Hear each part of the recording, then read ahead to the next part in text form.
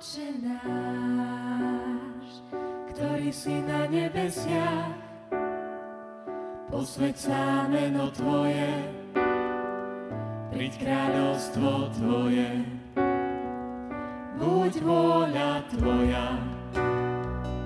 ako v nebi, tak i na zemi. Chlieb náš každodenný daj nám dnes a odpusť nám naše viny, ako i my odpúšťame svojim vinníkom, a neuveď nás do pokušenia,